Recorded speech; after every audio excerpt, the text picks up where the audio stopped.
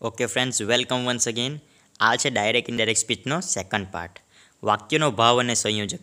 જ્યારે પણ વાક્યમાં આજ્ઞા, હુકુમ કે આદેશનો ભાવ દર્શાવે છે તો એનું ઓર્ડર્ડ થઈ જાય છે. વિનંતી હોય તો રિક્વેસ્ટેડ થઈ જાય છે. સૂચન હોય તો સજેસ્ટેડ, સલાહ હોય તો એડવાઇઝડ, ચેતવણી હોય તો વોર્ન્ડ, હુકુમ હોય તો કમાન્ડેડ, માંગણી હોય તો આસ્કડ, સૂચના હોય તો ઇન્સ્ટ્રક્ટેડ, ભાવ સ્પષ્ટ ના હોય તો ટોલ્ડ કરતાં આપણે આસ્કડ લગાવી શકીએ છીએ.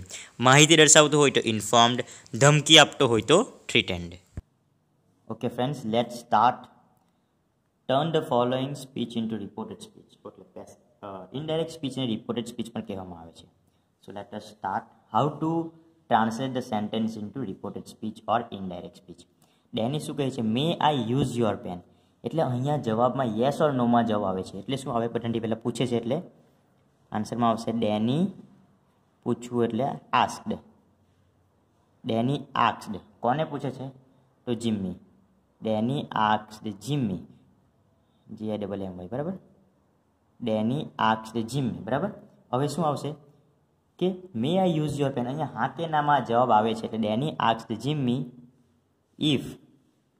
આઈનું થઈ જશે હી. If he. મેનું થઈ જશે માઇટ. યુઝ યોર પેન શું થઈ જશે? Use his pen. ઓકે, તો આ બધાની પહેલું વાક્ય બદલાઈ ગયું. ડેની આસ્કડ જિમ્મી. હા કે નામાં જવાબ આવે છે એટલે ઇફ હી.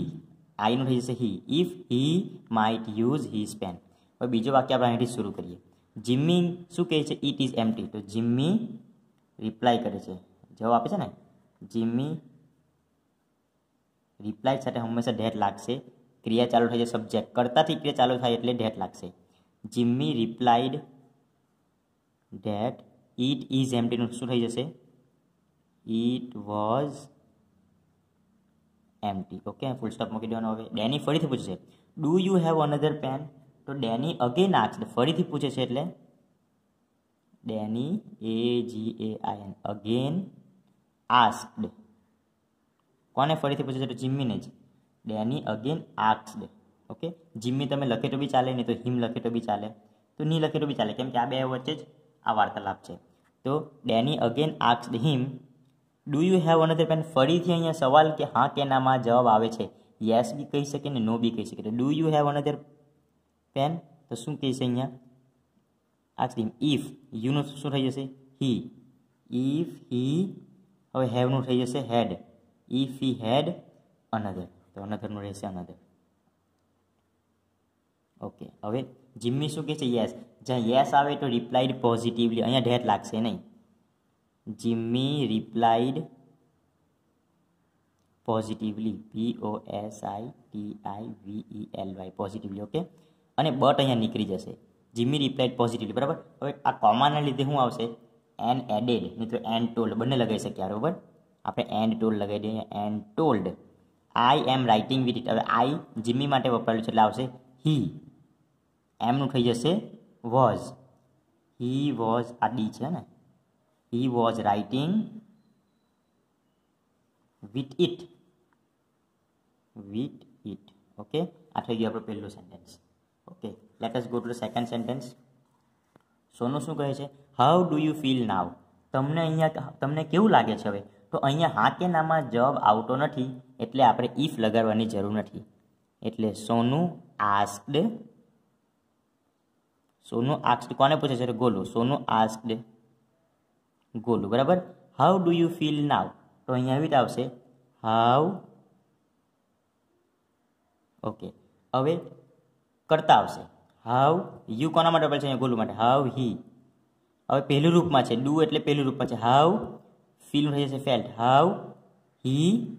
પછી આવશે ફેલ્ટ. નાવનું થશે ધેન. આ બધા ફેરફાર આપણે ઇનડાયરેક્ટ સ્પીચના પહેલા વિડીયોમાં જોઈ ગયા હતા. જો તમે એ વિડીયો ના જોઈ હોય તો ડિસ્ક્રિપ્શનમાં નીચે આપેલું જ છે, એમાં તમે જોઈ શકો. ઓકે, તો આપણું પહેલું વાક્ય આ પ્રમાણે બનશે. તો શું આવે છે? ગોલુ શું કહે? આઈ ફીલ બેટર નાવ. તો ગોલુ ખાલી રિપ્લાય કરે છે, બરાબર. સવાલ આવે તો અહીંયા રિપ્લાય. ગોલુ રિપ્લાઇડ. આ યુ છે, બરાબર ને. Replied that I feel better now. I કોના માટે વાપરેલું છે? તો ગોલુ માટે. તો અહીંયા શું આવશે? હી ફીલનું થઈ જશે ભૂતકાળ એટલે ફેલ્ટ, બેટર, બેટરનું બેટર, નાઉન થઈ જશે then, THEN. Okay okay. Now સોનું શું કહે છે કે do you need any help. અહીંયા હા કે નામાં જવાબ આવે છે એટલે આપણે શું લખવાનું, ઇફ લગાવવું પડશે. સોનું આસ્ક્ડ, સોનું આસ્ક્ડ, બરાબર ને. સોનું આસ્ક્ડ કોને, ગોલુ, બરાબર. હવે અહીંયા ઇફ આવશે, ઇફ, બરાબર. હવે યુ કોના માટે વાપરેલું છે અહીંયા, ગોલુ માટે, એટલે આવશે હી.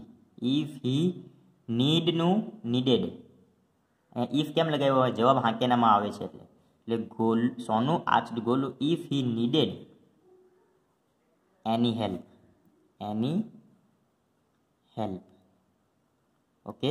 ત્રીજું વાક્ય બની ગયું. તો ગોલુ શું કરે છે, પ્લીઝ અહીંયા આવે છે, બરાબર. પ્લીઝ એટલે શું આવશે અહીંયા, પ્લીઝ આવે તો કયો ભાવ દર્શાવે, તો રિક્વેસ્ટેડ. ગોલુ રિક્વેસ્ટેડ કોને, ગોલુ રિક્વેસ્ટેડ સોનું ને. તો આપણે સોનુના બદલે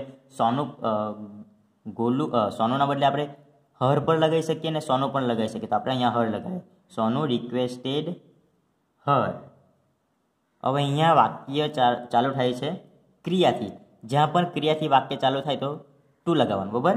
રિક્વેસ્ટેડ હર ટુ બ્રિંગ, ક્રિયા છે તો ક્રિયાના આગળ હંમેશા ટુ લાગી જશે. ટુ બ્રિંગ, પ્લીઝ નીકળી જશે અહીંયા. ટુ બ્રિંગ મીનું એટલે ગોલુ માટે, એટલે to bring him a glass of water, glass of water. સમજાઈ ગયું? Okay. Let's go to the third question now. હવે અહીંયા મધર શું કહે, look I will say this to father, એટલે અહીંયા ધમકાવે છે ને વોર્નિંગ આપે છે, બરાબર ને.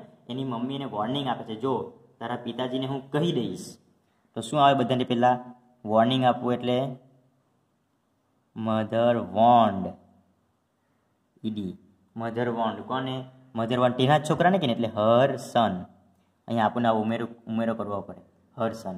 મધર વોન્ડ હર સન એટલે લુક અહીંયા નીકળી જશે, કેમ કે વોર્નિંગમાં આવી ગયું, બરાબર.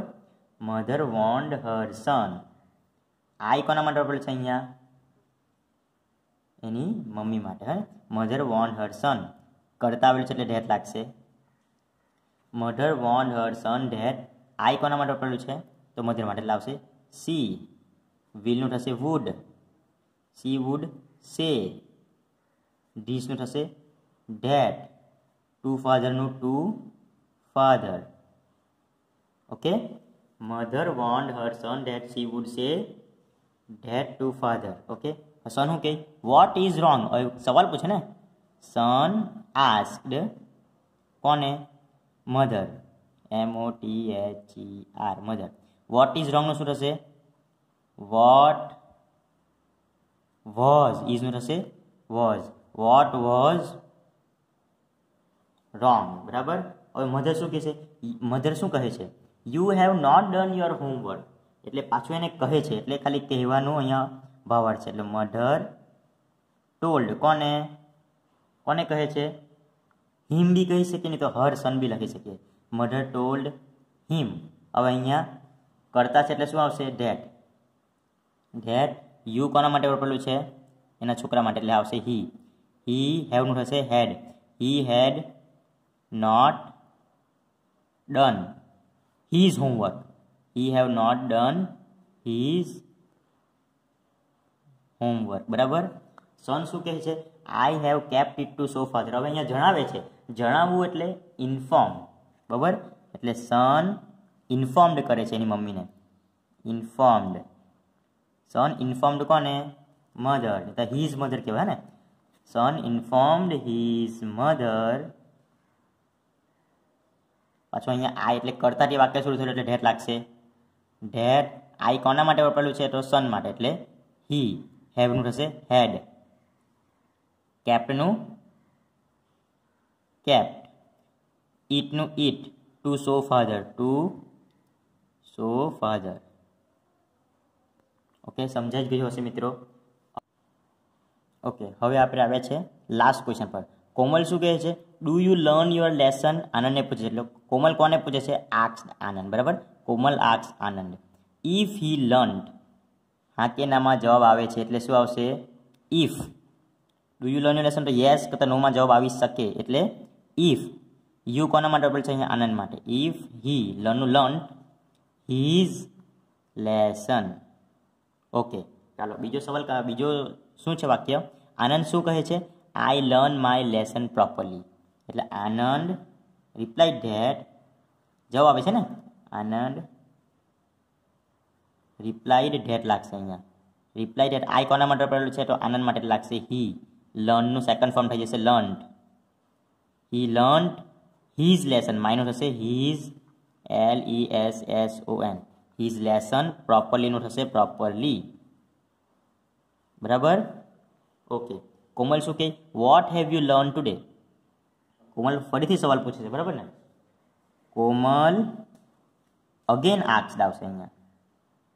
અગેન આસ્ક્ડ કોને? આનંદને. નહીં તો હિમ આપણે લખી શકીએ. બરાબર, આ તો હવે શીખી જ જવાનું આપણે. Komal again asked him what have you learn today? What, હવે અહીંયા જો હેવ યુનું બદલાઈ જશે. વોટ યુનું થશે અહીંયા આનંદના બદલે હી. હેવનું થશે had. What he had learned, LEARNT learned. ટુડેનું થશે ધેટ ડે. બરાબર, આ એના પહેલું વિડીયો પણ બનાવેલું છે, એમાં જોઈ લેજો બધા ચેન્જીસ કેમ થાય છે. ઓકે, આનંદ શું કહે? I have learn science lesson. તો આનંદ શું કહે છે? જવાબ આવે છે કે નહીં? આનંદ રિપ્લાઇડ. પાછું અહીંયા કરતા છે એટલે શું આવશે? ધેટ. Anand replied that. આઈનું થશે હી. હેવનું હેડ. લર્નનું તો લર્ન્ટ જ રહેશે. Science lesson, SCIENC. Science, LESSON lesson. Okay, તો this is the thing how to change. This was the first part. આપણે સેકન્ડ પાર્ટમાં પણ મળીશું. Okay friends, thank you friends. હજુ સુધી ચેનલ સબસ્ક્રાઈબ ના કરી હોય તો પ્લીઝ